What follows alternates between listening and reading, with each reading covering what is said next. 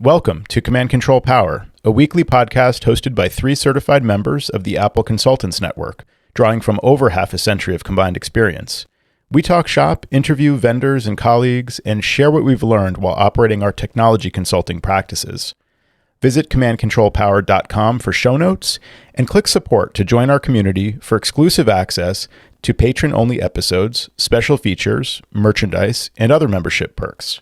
This is Joe Saponari of CyMac, and my 2 co-hosts are Jerry Zigman of MacWorks and Sam Valencia of the HCS Technology Group. Thanks for listening. Command Control Power is brought to you commercial-free thanks to the support of our community. Our VIP supporters include Jason Detbarn of Adigy.com, Taylor Boyko of SimpleMDM.com, Collide.co, John Brown of GroveTech.co, Alan Hancock of Watchman Monitoring, and Adam Angst of Tidbits Content Network. Thanks very much for supporting the show. This week on Command Control Power, we are featuring a patron-only show for our supporters. If you're already subscribed on Patreon, you will find this week's show in your private podcast feed. To sign up and get instant access to special features, go to commandcontrolpower.com and click on Support. For our general audience, we're featuring a classic episode from our catalog of nearly 500 episodes. We hope you enjoy it. We are very honored to be joined once again this week by Richard Wingfield, head geek at Envision Design in Houston, Texas. Welcome back, Richard. Thanks, guys. Appreciate y'all having me on today. Yeah, it's good to talk to you. We missed you at ACES, and I know you missed ACES as well. And I think that was what prompted inviting you back on to just rehash some stuff we talked about and maybe just dive a little bit deeper. So what's been new with you? We had you back. We had you on the show. I think it was was it a year ago at this point, something like that. Gosh, I don't even know. Time flies when you're looking back at calendars like this and looking at your kids growing up. And it's like I was just so upset, with ACES 3 hours down the road in Austin from us here in Houston, and I was going to be on the panel with you guys, and was so looking forward to continuing the managed services and Watchman drinking game and in person, and didn't get to come. So I think I hit you guys up with a really long email after listening to your ACES live show, which was great, by the way. Sounds like y'all had fun doing the live show. We sure did. Yeah, you missed a great, moment there, just, being in the spotlight for a little bit and I think, as Sam said, the applause from the audience gave us goosebumps just being up there. And it was a good time, not to rub it in, but ACES, Right. It was a great conference all around. I highly recommend it. And I'm sure, it won't be in Texas again next year, I don't think, but I've already talked to Luis about being on the list, and just, I'm signed up to let me know where it is as soon as possible. And hopefully we won't have the family conflicts that we have, but everybody knows how that goes, right? Best laid plans, right? For sure. Yeah. Of course. So I think a good question to throw out at you there was just to maybe give you the forum to respond to I guess an audience member from the live show who was asking about a definition of MSP and said, normally in the Windows world that meant basically unlimited everything. And you come from a Windows background, I guess. And so you had some opinions on that. We've had both. And we've worked with both. And I've been a Mac guy and a Mac consultant for a long time. I've told you guys before and just say it again. My background is as a recovering architect. So I got into the technology world being the tech guy in architecture, and then that over a period of time transitioned into consulting business and not doing architecture.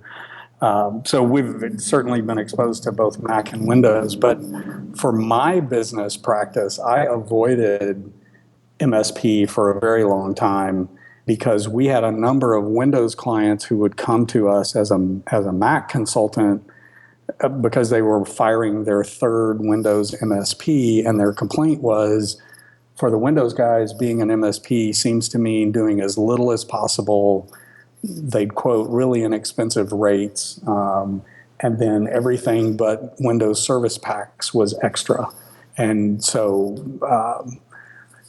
I think I avoided moving toward managed services because I didn't want to become one of those service providers that all the clients hated, because it's like, well, now that we signed up for them, they never show up. They don't want to come out. Everything costs extra. So when we did our managed service plan, we did kind of a hybrid model that said we need something in between the it's really inexpensive and everything's extra, or it's super expensive and nobody can afford it, but we've covered all the contingencies for us. And so we came up with our hybrid plan. But yes, the commenter at your live show was like, well, yeah, everything's included with Windows MSP. And my experience with clients coming from Windows MSPs was that they were usually unhappy. And I don't remember who said it on the panel, but somebody was talking about the Mac ACN group being kind of used to really personalized customer service. And I think that's been true. And so that's how we've tried to develop our managed service practice. So how did you reconcile that once you realized that you didn't want to be what everybody else was doing?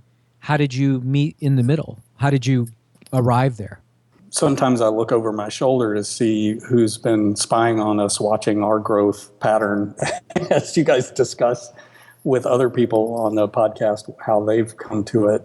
We did a lot of things. We did, okay, we'll just do pre-purchase discounted hours, and we'll set up different systems for different clients. And, we kind of edged into managed services with some of our bigger clients by going, hey, we're going to set up, it's still going to be hourly, and we'll check with you every month, but historically, we've been working for you for 5-6 years. We know this is what it's going to take. Let's try to balance this out. So we kind of backed into it.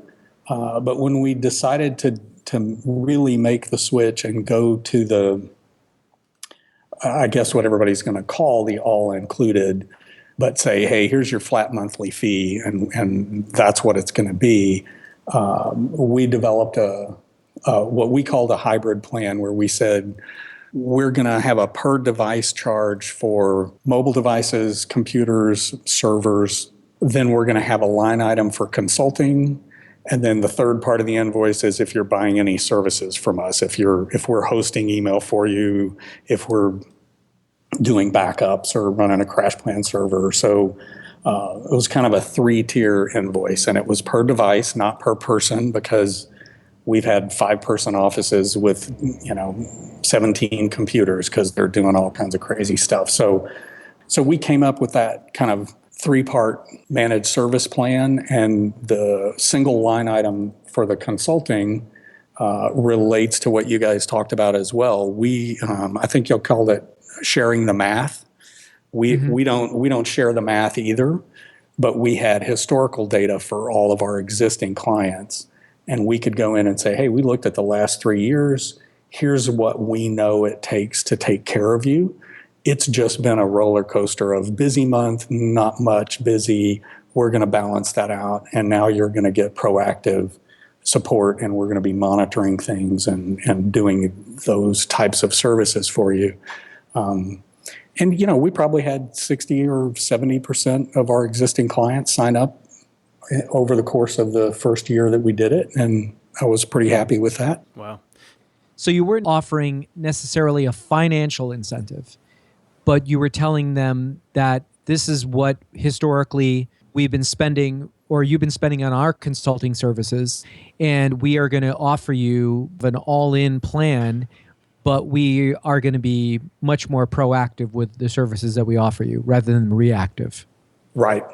And a couple of things on that. I think if no clients listen to this podcast, right? So we can talk about what goes on behind closed doors. But I felt like the best transition was going to happen if I could tell clients, hey, your yearly cost really isn't going to change very much. It might go up just a little bit, but it's going to be pretty close to what it was before. You're just going to get what we really love down here in the South for our energy bills is balanced billing, where you don't get those 3 or 4 months in the summer where your electric bill is 5 times what it is the rest of the year. They just balance it out over the course of the full year. So we kind of offered it as, we know your history. You've been with us. You trust us already. We know what this is going to take. This is going to be a balanced billing for you. So now you have a known monthly cost instead of a really high one and then a low one, and it's all over the place. And then my secret plan behind that was, we knew what it took to take care of them with lots of fire drills and lots of hourly stuff and ignoring things. And by putting in place Watchman and Casper and other Zendesk and other automations, I figured, crossed my fingers and hoped, and it turned out to be true, as we got more efficient, even though we didn't raise our rates with them, we're going to be more profitable in the end because we're doing automation and because we're doing things proactively. Does that make sense a little bit? Absolutely. Yeah, I think that was my question as well, because there has to be some benefit to you to do this. I mean, obviously there is a benefit of, on your side as well, the balanced income, the predictable income. It corresponds to the predictable expense on the client side, which is in itself a nice benefit. But, we all would like to think that the business runs more smoothly and hopefully you make more profit. And like you said, it was a little bit of a leap of faith, but can you speak to that aspect of it? Like, have you been able to measure in retrospect? Maybe you have, so much more free time, or you can do, support more clients with the same number of hours or something like that? Yeah, I think a couple of those are true for sure.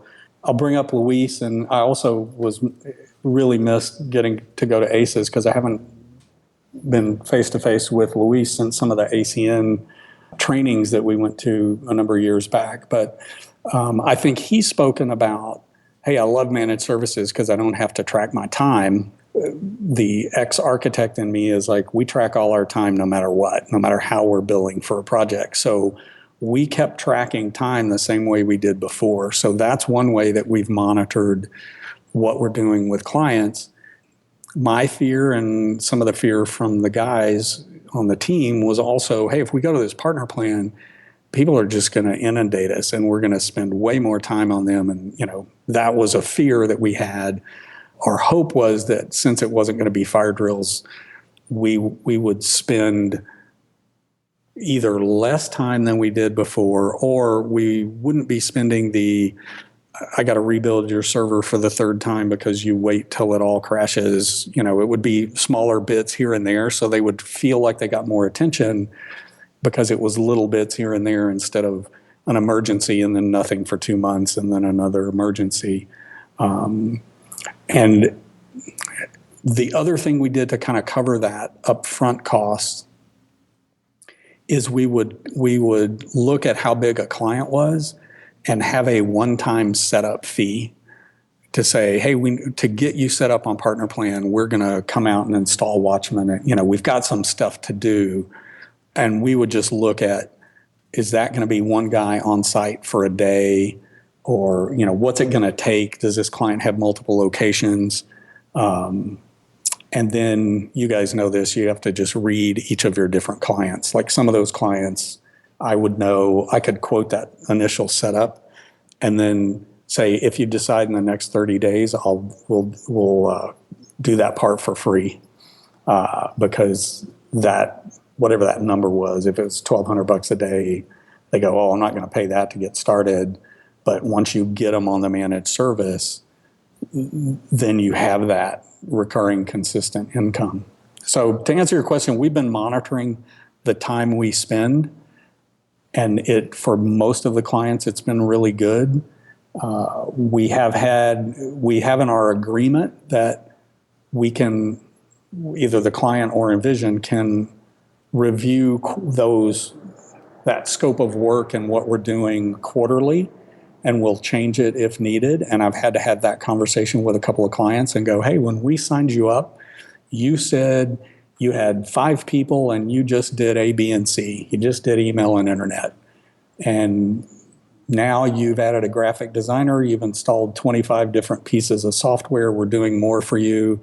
Here's how that consulting fee. You haven't changed the number of devices you have, but we're going to change that monthly consulting fee. It's going to go up because you're now requiring more attention from us than you did before, than you did initially. And most of the clients have been fine with that. Some have even said, yeah, I was wondering when you were going to realize that, so that's always nice validation when they're preempting that for you. Yeah. Well, then that was going to be my question is, you explained how sometimes you can have a situation where the client is neglecting things, like they don't want to have you come in and do a little bit of a tune-up on the server or whatever. They'd rather just ignore it until it becomes a fire drill and an emergency, and that becomes less efficient to support and also just less predictable, so more just challenging in general as an operations side. And you can more easily plan for things as they're on this partner plan of yours. You can, schedule maintenance and things like that a little bit more proactively. So there's those benefits. But at the same time, do you find that clients suddenly decide to call you more and invite you to do more things? Or, do you find more things wrong that now the onus is sort of on you to fix because, more or less you're doing everything? I know it's not all in, but you're supposed to basically take care of things. Yeah, they're kind of two sides to that coin, I guess. And one is the fear that they're going to go, great, can you just come sit by me at my desk for 8 hours a day and fix every little thing, look over my shoulder, and I'll just have you do it all. And the other is, well, we ignored everything because we thought you were taking care of it. So the server battery backup's been beeping in the closet, and fireworks are going off and whatever, and we didn't even bother to tell you because we figured you knew there was something on fire in the server room. So now you're supposed to maintain smoke detectors. Does Watchman support that? Do they have? Does Alan have a plugin for the First Alert smoke detectors yet? You sure you're not talking about my clients? Because this sounds awfully familiar. Well, I've joked with people before that you're doing well and you're the trusted advisor for a client when they call you and go, I don't know if you deal with this, but our refrigerators, as basically anything that plugs in and has power, they think you can help them with, right? So it's like, sure.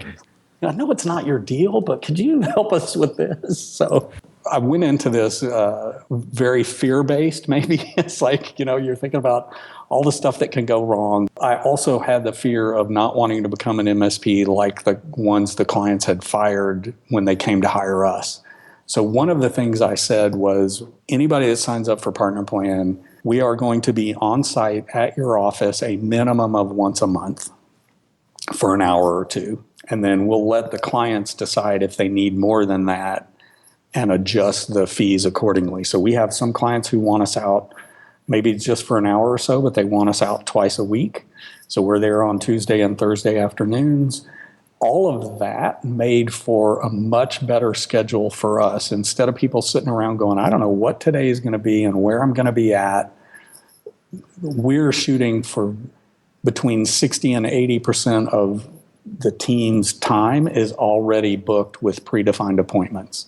And what we said is we're going to come out on site, whether you've got a support ticket in place or not, because if you don't have anything going on, we're going to check the smoke detectors or, check the server and look at software updates and make sure the firmware is right on some things. And what we found is that when they know you're coming out on a regular basis, we have Zendesk, we have phone message, we have tons of ways for them to get in touch with us. And we still have what we jokingly call in the office while you're here. Right. That's how I spent my morning today. That's right. You've never heard those, right? So some of that I think has been limited, like what you're asking about, because they know we're going to be out on site, a human to human interaction on a regular basis. And so some of those things just happen on I didn't tell you that printer broke yesterday, but I knew you were coming out today, so just figured I'd catch you when you're here. Well, it makes sense when you think about it from their perspective. I'm just thinking about this now. It's like you're asking them either to like make the effort to go and figure out how to open a ticket. What was the website again? Let's see. That's right. Okay, go. They find the way to make a ticket. They have to actually open the ticket. Then they have to actually explain, document the problem and do a good enough job that you'll understand it. And that's already a lot of effort. And they just realize like if they're going to see you face to face, that's a much higher bandwidth, method of communicating. And they can just say like, oh, the thing, it's over there. I don't know, something. And then you're like, what are you talking about? The printer? And they're like, yeah, the printer. And then, so it's like an interrogation process that like the burden is more on you as the consultant. And I can really understand that people just would wait. But yeah, how frustrating is that when you show up thinking you're going to spend 20 minutes there and it's like 2.5 hours later. Well, and that's why we've told clients that those on-site visits are going to be between 1 and 2 hours, minimum once a month. And there are times where we show up to a client and we check a few things. And I'll tell the guys, you sit there and you can be in Zendesk answering other tickets, but we have a presence and they're not sitting there seeing numbers, hourly billing numbers going through their head because they're on the partner plan. So we're just in the office and we're there. And when you walk in the door, they may not have anything. And then 30 minutes later, somebody comes up and says something. And so it keeps that kind of personal interaction that you guys talked about at the ACES conference that I think is what so many of the Apple consultants enjoy. It keeps that involved even when you're in a at least for us, in a managed service environment. And yeah, you're right about each client's different about what is a hurdle for them. I mean, some people, it's, we made an email alias and it's like, look, you have anything, just email help@envisiondesign.net. Everybody on the team sees it. It goes into a ticketing system. We can track it. And I still get a text message. Right. And I have my text expander snippet that says, have you already sent this to help? And, and then it's like, never mind, I'll just talk to you when you come in tomorrow, right? So it's like, okay, now I know it's not an emergency and I can go back to my regular schedule. Can you speak once more to onboarding fee that you mentioned a little while ago? Was that designed mostly as a tool to help you feel like they were getting value by you waiving the fee and then ultimately making it sort of leverage to close the deal? Or with some clients, is there indeed an onboarding fee that's real and tangible that you need to charge? There's a couple of reasons that we did that. I know that we've talked individually and offline about we did take the hit to set up our own Casper server, and we manage our own Casper server. So there are costs associated with the licensing for Casper, both Mac and iOS. We do Windows stuff now. We use LabTech, which is now ConnectWise. So when we have Watchman, we give a certain number of Backblaze backup accounts away with each partner plan client. I think we do a 5-pack minimum that's included with that service. So there are costs for us that are true onboarding expenses for us when we get a client on board. And then, I think this is pretty typical for most ACNs, but we want to have a fairly unified setup on machines. So when we enroll somebody, we don't just say, okay, just everybody double click on this Watchman installer and you're enrolled and now we're going to move forward. We're going to try to get them to some base level setup as we get started over that first month. And that is going to be extra time that happens in that first month where we want to go in and see what version of the OS everybody's running. We want a separate admin account on all those machines that we can deal with, that we know is clean and we can troubleshoot. And you guys, I know, have home users and small users where there's only one account on the machine. They're the admin. There's no way to test anything. So there's some real cost associated with it. And what we end up doing is if we waive that or if we do a 50% discount, that's just against what we think the long-term benefit of getting that client on board is. But it's a real cost for us because of all the software and because we'll send somebody out on site. Depending on the size of the office, that may be a full day out there trying to touch every machine and get them set up and get them all enrolled and make sure we have a unified admin that we can log in with, that kind of thing. Understood. On the heels of that, I'm familiar with Casper Suite, but just generally, I'm familiar with their pricing. Can you speak to, maybe take off your Jamf hat for a moment and just sort of confidentially speak about how Casper helps you do what you do, if you're actually realizing return on it? Yeah, I think I'm curious because I don't think the grunt work stuff was available when we started. So I think we manage Casper to do a lot of the things that grunt work is doing, right? So there may be options for consultants now where they don't have to spend the money we did. We looked at the Apple tools weren't enough to try to deploy and manage things. There was Deploy Studio. I mean, we looked at some of the roll your own options. AFP, the guys at AFP, they had some good roll your own from like big universities, like how you could manage deploying apps and those kinds of things. And we ended up choosing to go with Jamf because there's a big community out there. So if I have a 20-person graphic design studio, and this was prior to Adobe Creative Cloud, but if I needed to go install Adobe updates, that stuff was a mess. So you could use the Casper tools to create your own installer package, even if Adobe didn't provide a PKG file that you could push with ARD and that kind of thing.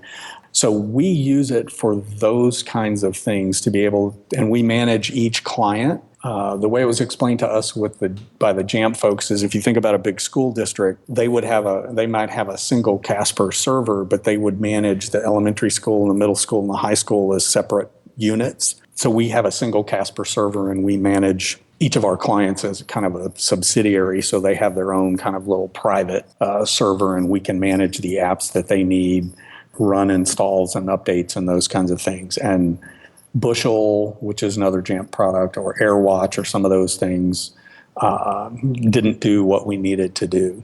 I don't know about Gruntwork. What I've heard on your show, there are a lot of the things that Gruntwork can do that we're kind of rolling our own via Jamf Casper, that the Gruntwork guys have set up to push those things. But our top-end partner plan clients, we have packages for all their apps. There's an update for something that's not in the App Store. We'll create a package that we can then tell the client that app's getting delivered next Thursday night, and everybody will have the new thing Friday morning, unless you have a couple people traveling, and just make sure they plug their laptop in to the internet. The options were different when we did this a number of years ago. One of my team just went to Austin and got his update certification from Apple on the MDM tools, so that we're through the ACN program sort of up to date on that. And they talked a lot about the different MDM servers and what you can do with them. And he came back from that training saying, I'm still glad that we're running our own Casper server, because we have a lot of options that you maybe don't have with some of the other services. Thank you for taking the time for that, because that's really helpful. Undeniably, Casper Suite is the BMW of one of the best of class. So there's certainly nothing wrong with having a really nice car. We were in a situation when we made this conversion that we had several larger clients, 20 or more, that helped us make the decision to go all in with Casper. If we didn't have that, if we had more of the 5-user type clients, I don't know if we would have done that. And I'm going to blank on what Casper calls the product, but they have a tool that will let you create those packages that sells for a couple $100, I think. And it basically looks at your system, you run an installer, it looks at your system again, and it helps you create a package that can then be delivered over ARD. And it's like really Casper light. But we looked at that tool as well early on, saying, well, if we're really trying to keep apps up to date, and again, maybe this is because we've got graphic designers and architects and people who use lots of software. But that was one of the pains for us, is trying to make sure everybody on the system is running the same version of the software. Because you've probably heard this before. Oh, we don't need you to do that. We'll just go hit the update. We'll run updates ourselves. Right. Yeah. Seven people, and they have 8 different versions of the software because one guy's installed it twice and didn't get rid of the old one. So, Yeah, we've seen that. Yeah. Not to mention clobbering the bandwidth during a busy workday and stuff like that. So, yeah. Well, the guy updates to the newest version 2 hours before the deadline, and then no one else on the team can read the document he just created and put on the server, right? Because he's on a newer version than everybody else. And and then that's when our phone rings, and it's our fault. Right. Yep. Well, what you've outlined, Richard, is a really, really nice recipe, and it's unfortunate that Sam wasn't here because this would be about the time that he was going to change girlfriends again. That's right. Yeah. Well, in fact, I remember when we interviewed you, Richard, and Jason Harrison of we were Harrison on the same show. Yep. Yeah, we interviewed you guys, and I just looked it up. It was back in August of 2015, so not quite a year ago. And I think it was just a light bulb moment for both me and Sam, and maybe you too, Jerry. But thinking about it is in this hybrid approach that you've been outlining, where it's based on a per device or person price plus an hourly, plus a certain number of hours, or like an estimate that would basically cover the equivalent number of hours, whether you show that math, so to speak, or just put it together that way. That certainly was a sort of light bulb moment for me, and that's, in retrospect, it's entirely how I based my plans, building out the pricing based on that methodology. And I think Sam does too, and Jerry, you do something along those lines as well, I think, don't you? Absolutely. I'm most interested to hear, Richard, in how you take a client that you're unfamiliar with, say the 5 or 10 man shop, and how you come up with a good seat of the pants. I know it's up for quarterly review, and maybe that's the time where you get to tweak your numbers a little bit. But do you have any secret formula that you come up with for basing the number of Mac hours? Well, there's the magic 8 ball that you shake around and then you flip it upside down. When we first started doing this, we took a bunch of our existing clients and like I said, looked at their history. Well, this is an architect, this is a graphic designer, this is a law firm. All they do is email and internet and scan documents. And so we found what, in the history of our billing, what the range was, right? If we wanted to be able to say, they have this many Macs, this many servers, and here's how many hours we spent for them over a year, and here's how many we spent for another. We tried to be selective about going back and looking at that data because the fire drill clients, their hours per year are going to be different than the clients who really tried to keep up to date, but they weren't on a managed service plan. And then I kind of have a little numbers spreadsheet that I can go in and plug in all of our device counts, how many mobile devices, iOS or Android, how many Macs, how many Windows machines, how many servers, and that gives me a line item. And then I have a 3-column low, medium, high multiplier for each of those devices. And then I look at the client and go, okay, this is a graphic designer. I know they need lots of maintenance. They are a high touch client. That multiplier per device or per person is going to be higher for them, and that's kind of how it's all, like you said. We hide the math, but it's all based on an hourly billing rate. I got to stop. I got to ask, what the heck is that? Because all our listeners want to know.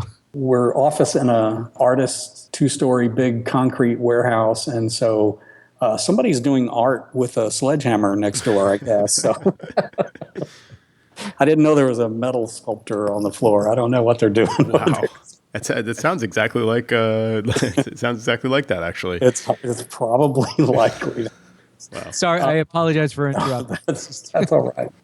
So the other part of it is just kind of history. So here's where the magic comes in, right? You've done this long enough that you have this gut feeling about this client's going to be needy, this client's going to be pretty self-sufficient.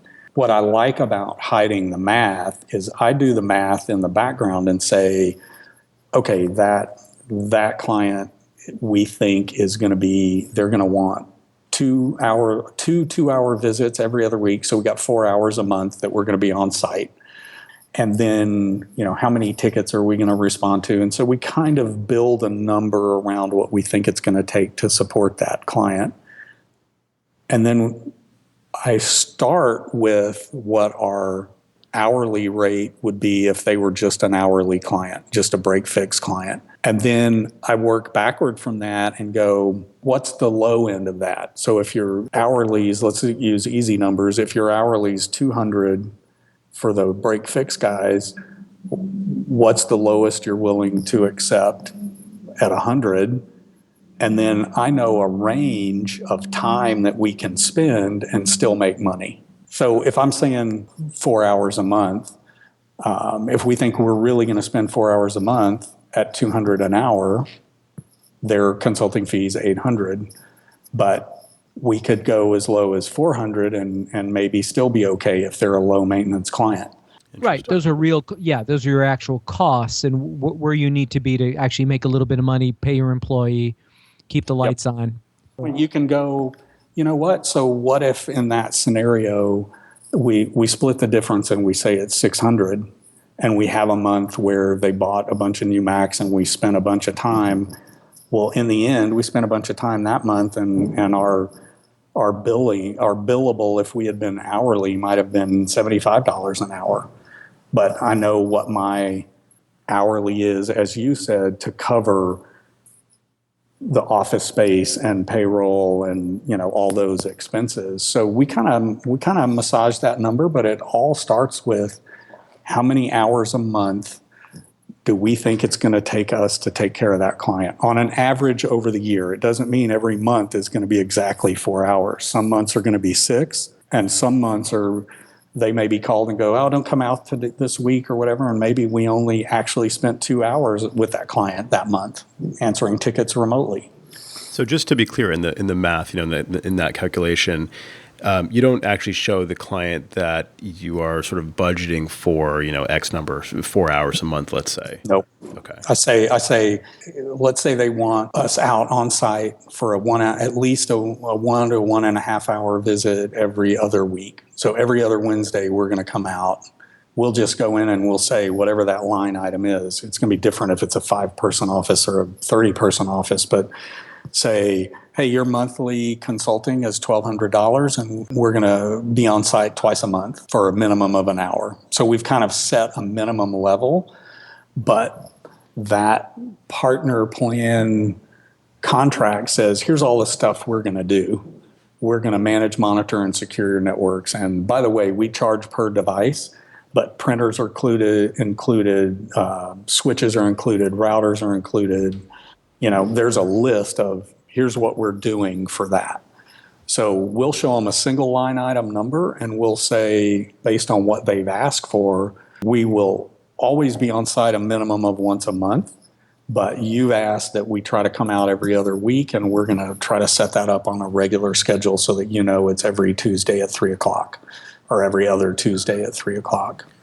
Now, if they were to do the math on their side and try to figure out, what they've spent, like just purely on consulting, let's say, services, on a monthly basis over the last year, you're saying that number that you would be, that line item, at least as part of your partner plan agreement, would more or less reflect that? Like, it wouldn't be, much higher or lower than what they're expecting? When we started with all of our existing clients, that's what we did. We went in and took for like a 2 or 3 year cycle and said, hey, on average, this is how much you were spending per year.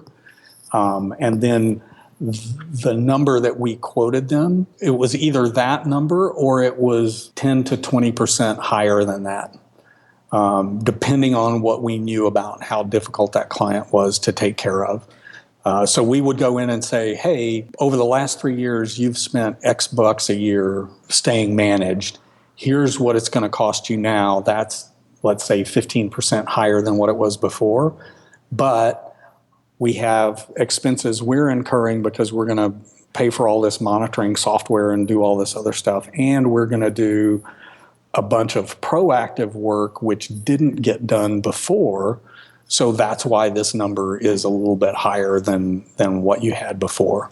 And that's all in number. You're not breaking this out on like a consulting side versus per user, per device side? No, all the partner plans are always the 3-tier invoice. There is a per device. For us, we're doing like $25 a Mac and $4.50 per iOS device, because that puts it in a price range that's similar to like AirWatch or something. But we have those device numbers, and then we have the consulting line item number. The third part of the invoice kind of doesn't matter, because they'd have these costs whether they're with our partner plan or not. If we're hosting email for them, or if we're charging them $5 a month for Backblaze, that's kind of a data center services piece.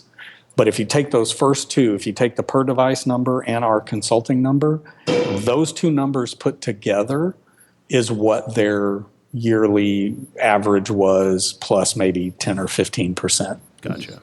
Okay. And then again, the secret sauce for us is, yes, those 3 years may have been fire drill only, or they didn't have very much proactive work. What we're assuming is that we're going to make some or a lot of that up with the efficiencies of Watchman and Zendesk and Casper, or Gruntwork, or whatever else it is. Because before, we'd go into their office and somebody'd have to walk from machine to machine and do the troubleshooting and that kind of thing. So, have you had conversations with clients where you present all this, and you certainly present your materials and your business plan very, very well? And if I was a customer, I would easily be swayed by your presentation. There's always those sticklers out there that say, you know what, we're just going to take our chances. If they do say that, do you still service that client? Or do you say, this is really the way we need to run our business going forward, and it's been a nice relationship, but thank you? We've kept some of those clients on. It sounds like the sculptor's working again, so I apologize for the noise. What we told all of our existing clients when we moved to being a primary managed service provider is, we said, we got 2 plans now. It is as needed service, which is my polite way of saying fire drills and break and fix. So you can be an as-needed service client, or you can be a partner plan. If you don't want to move to partner plan, there are no special rates anymore. There's no pre-purchase discounted. This is our flat hourly fee, and we're going to charge you for every 15 minutes we spend. And you're going to be second in line to all those partner plan clients. So don't assume that we're going to drop everything and run over to your office every time you cry wolf, because we're servicing those partner plan clients first. I was probably right on about 80% of the clients of who I thought would sign up, no questions asked, and who would be hard sell. And I missed a couple of them where they're like, no, we're going to do it ourselves, and we'll call you if we need you. And, it's just, for us, it's hard, I think, to ever let a client go. But we've realized that the clients who are going to commit are the ones that you want to really work for and service for first, and keep them happy, because the guys who are only looking at cost and aren't looking at their own efficiencies, you're a lawyer billing $350 an hour. Why are you doing your own server? You're really saving money doing your own server updates. You could pay for 3 of us and go be a lawyer and let us do this other piece. But yes, we still offer as needed service, and we just let people know we'll get to you when we can. But before, we may have said, oh, well, you've got something, because we didn't have a laid out schedule. Yeah, I think we can be out there tomorrow at noon. Now they may hear, gosh, my next opening's not till Tuesday, because I have all these regular appointments with my partner plan clients. So we also have emergency rates that are 2.5 times what our regular billable is. And so if they have a fire drill, we can still do that. But we only have 2 plans now. It's as needed, and that's flat hourly, and we bill for everything, or we have the managed service partner plan. Joe and I have had private conversations about that model in the past, which neither one of us do right now. I just got to ask, do you ever feel greasy doing that? Because we've laughed about it, and it's kind of like the the guy who says to the store owner, it would be a shame if your storefront window should have a rock thrown through it, and it couldn't be fixed. No, it usually is a realistic and understanding conversation with a client. So if in the days when we had existing clients who were on the fence about switching to partner plan, and by the way, we still have clients that we had for 5, 7, 10 years who are not on partner plan. And on occasion, it'll come up where we'll have that conversation with them again and say, look, I realize you're only a 4-person office or whatever, but here's what would be good about the partner plan for you. Right. You could have saved a lot of money had you done this a year ago. Yeah. Right. Because now you waited till the server died and you're going to pay us a fixed fee to come out and we're going to do a whole new server for you and do all this. If you had been on the partner plan, that would be a replacement server. So what we do is we say anything that's keeping your existing system running is included. So if they have a 5-year-old Mac Mini that dies and they buy a new server, we're going to come put the new one in place, covered under the partner plan. If they have a Mac Mini server and they add a new one, and they now are going to have 2 servers, we'll do a one-time project fee to add that server, and then from then on, they now have 2 servers on their plan. So those guys, and there are times when that conversation, I try very hard to not have it sound like the guys in New York getting protection money for the right. It's like, hey, just so you know, that's not a problem. We still do as needed. We have regularly scheduled appointments with these other clients. And so our response times we will not be able to drop everything and come over to your office. And most of them are like, that's fine, because they realize that most of their issues aren't immediate. And then we explain, if you do have an immediate issue and I've got somebody who's got to leave an existing appointment to come to you, we're going to charge you emergency rates. And that started about 4 years ago when someone called one of my guys' cell phones on Christmas Day because he couldn't get his printer to work. Wow. And it's like, that isn't really an emergency. And if emergency holiday rates were $3.50 an hour with a minimum 2-hour rate, he might have thought twice about calling. So he could, how many printers could you buy for that? So generally, it's not presented as a hard sell marketing thing. It is here's what you're going to get, here's our response times, and we're still responding the same day, whether it's a ticket or a phone call. It's just that we want to set the expectation that if you're not on the partner plan, we don't have people sitting around doing nothing waiting for your call, right? And so they're not going to, we got people all over the Houston area. It's often the next day that we can come out, or sometimes it's, hey, if your internet's not down and the thing is not really bad, we can jump in and do a remote session for you and fix the problem in 15 or 20 minutes. So we still do the as needed, but our goal is to have 75 to 80% of our time spent on partner plan clients and kind of fill in the other 20% or so with the as needed or with new projects. Because those new projects often lead to a new partner plan client. Well, you have my vote. I would sign up for the partner plan. Yeah. I wouldn't wait. No, I'm going to hire you guys to manage all my servers, and then I'm just going to call you, and then I'm going to go golf. So, at some point, someone needs to actually do the work. I know we're going to have to find that consultancy somewhere along the way. The goal in owning your own company really should be trying to obsolete yourself, right? I mean, the idea is trying to get it to a state where it can run without you so that either you can go on vacation or you can sell it at some point in time. So that's the other thing that For the clients, we're pushing for them, hey, the benefit in this value-based consulting versus, hourly billing type consulting is that they get their systems are running smoothly and they get to concentrate on what they do for a living.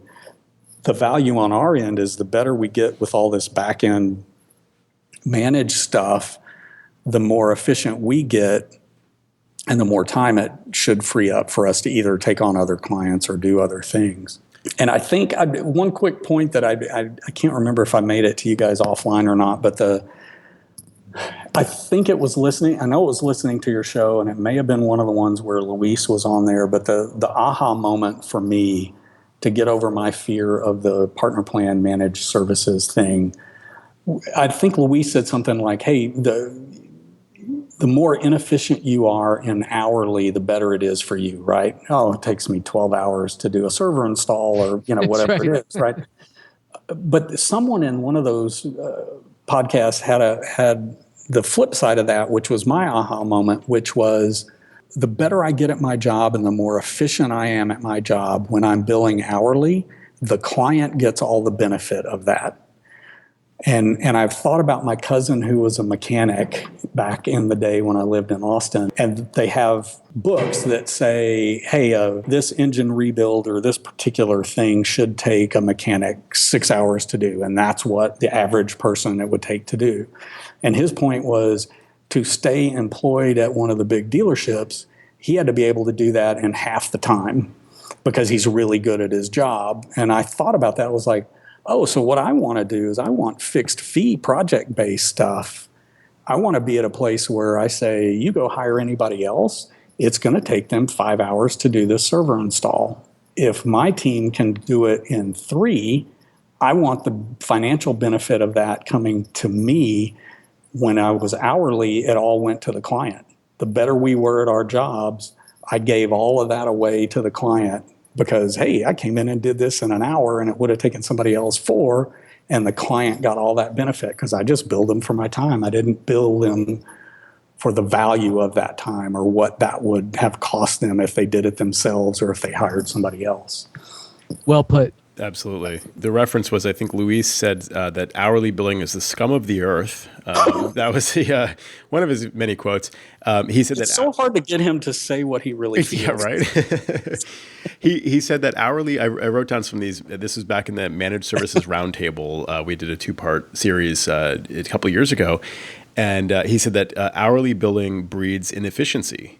So on the flip side of what you're saying is that like if I'm billing by the hour, like you said earlier, it's in my interest almost to like just keep running the clock and keep billing. All-inclusive billing breeds efficiency is the way he put it, which is that, when I'm basically charging a flat rate, I need to be as efficient as possible in order to maximize my profit margin. So he put it in a really, it was definitely a memorable thing, feeling like I'm the scum of the earth every time I write an invoice, but there's some truth to it. To not go back to the New York mafia or whatever and saying, hey, well, here's your protection money you're paying and the hourly stuff. I'd flipped it for me to say, hey, what am I getting when I do this managed service? And, could I just do that stuff myself? Well, there's a lot of other expenses for all the training that we go to and all that we do to keep our skills up, right? So the thing for me is not just efficiency, but to say, if we're going to try to provide a better service than what they're going to get elsewhere, whether that's a Geek Squad or some other consultant or they're doing it themselves, I want all that hard work and training and the work that we do to be good at our job to benefit us, right? So go, great, we came in, we did your server, and here's your flat fee to get that Mac server or Synology server up and running. And yep, we did it in 2 hours, and it may have taken somebody else 4 or 6, but we're going to stand behind our work. And we'll, if tomorrow or the next day someone can't log on, we're going to finish the job and do some troubleshooting for you. But the efficiency benefits us instead of giving all that away to the client. And then you can decide how you split that and say, hey, we know we're 50% faster than anybody else because we're trained. Anybody else you could hire to do this, we're 50% faster, so we're going to give you a 25% discount. And then you've split that benefit with the client. But when we were doing hourly, we got the better we did our job, we gave all of that benefit to the client. And then, as you guys have noted, when you're billing hourly and something goes wrong, whether it's your fault or not, they're upset with you. Comcast or Time Warner or whoever set up the internet or whoever you were taking over for had made a complete mess of things. And we couldn't get the internet running because Comcast gave us the wrong static IPs, and it took 3 phone calls and 2 hours to get to someone to go, oh, sorry, our bad, let me fix that. And then we try to bill for that, and the client's like, well, you said it was only going to cost this much. So only in rare cases do we do hourly for new projects like setting up a server or setting up new computers. We know what it takes us to do it, try to get that benefit back to us now with value-based consulting rather than hourly-based. It's a hard sell for some folks to get them to sign up for that, right? Yeah. Well, I think it makes a lot of sense, when you put it that way. And I think it relies on, though, the expertise of having, done this sort of work for so long that you can very accurately predict things, or, if on average your predictions are going to be pretty close to accurate. And, if a few of them are outliers, you kind of it just all comes out in the wash. Yeah, if you get 7 out of 10 right, you're still doing well. Right. Right. You guys, and I'm assuming the audience here, generally has enough experience, like where the potholes are going to be and where the things that people are going to misstep on. Having trust in yourself and your training and in the team that you're working with too, to be able to do that. Definitely. Well, it's a great way to transition your offerings toward managed services or hybrid managed services and project-based billing and sort of minimal hourly based work anymore. And I certainly see that as a trend. We've been seeing it for a few years now of the industry, and it seems like a natural progression just in in the microcosm of a single business. When you start off billing at a certain rate, and maybe you're less efficient because you have less experience and it takes you longer, and you make a little bit more money because you're billing more hours for the same work, but it takes you longer, and that's not in the client's interest. And as you get better and better trained, you're billing fewer hours and doing the same work for less money essentially. Then you're raising your rates to kind of match your experience and to make up for the fact that you're more efficient. And then at some point you kind of have to get off that, I think, hamster wheel and just then transition to more predictable income. To that point that you're making, it was a really good point too. My financial advisor, CPA for the company, is a longtime friend, and he talked about when we were making this transition, he and I were talking, and he's like, if everything you bill is hourly, the only way you can make more money is to hire more people and bill more time. You can't make more hours in the day. Right. At some point, you as an individual have to sleep, so you got to hire somebody to have more billable time. Whereas if you get on something where you can get some efficiencies, like with Casper and Watchman and these other things, then what you're doing is you're allowing the same number of people to do more and bill more. And so then you can get more profitable without having additional expense of just, well, I need to make more money, so I got to hire another guy, which is more expense. And I can still only bill him 8 hours a day. And then I've got to fight to make sure, well, what happens when he's only billable 4 hours on that day? CPA helping me see that cycle could get ugly in a hurry if you want to grow. If you're a sole proprietor, some of this may not make sense, but we, at that point when we made the switch, we had committed to growing and hiring some staff and trying to, as you guys were saying, have a base known income every month instead of roll the dice, wonder what it's going to be this month. Right. So you're praying for tragedy. You're just like, that's right. hoping. Oh, good. Another storm is coming through Houston. Right. They didn't have their backups and their APCs in place, so we're going to have a lot of calls tomorrow. Right. Exactly.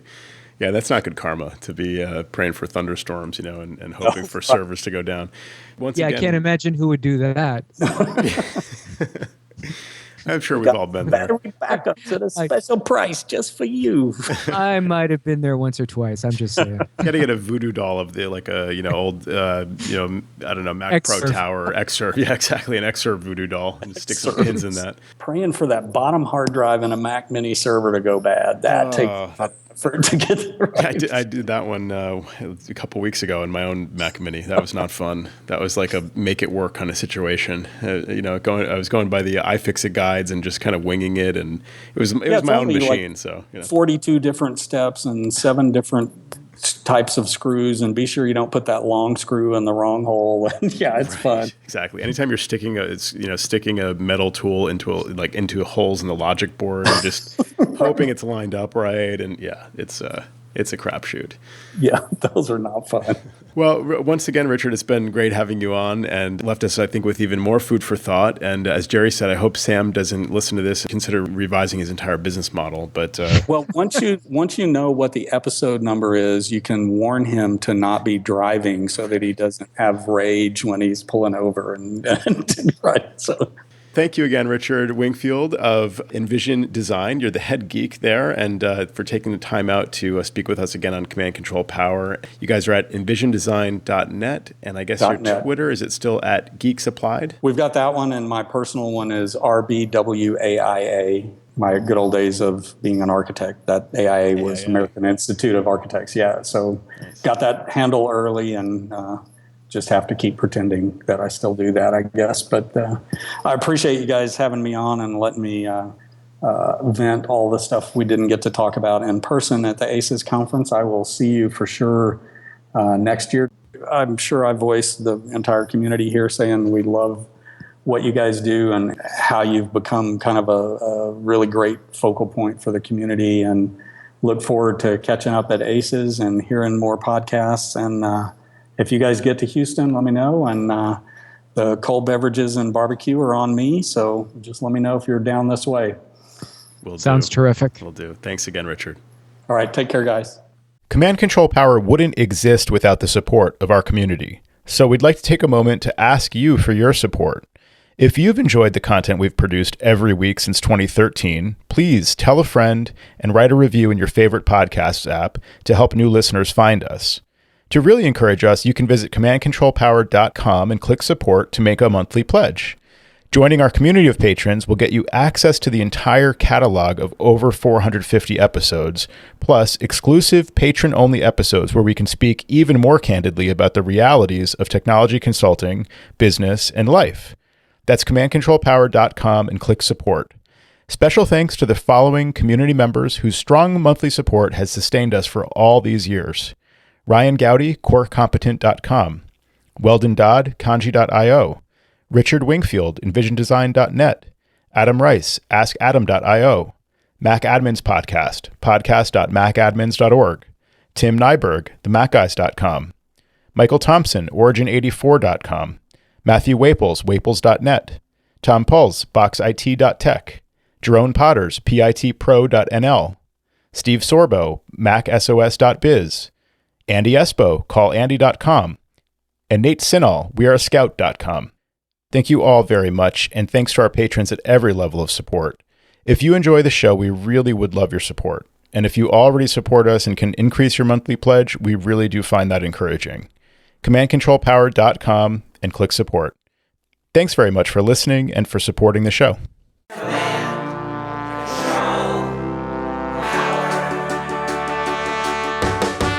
Jerry does his voices of customers of all kinds. Am I on the cloud?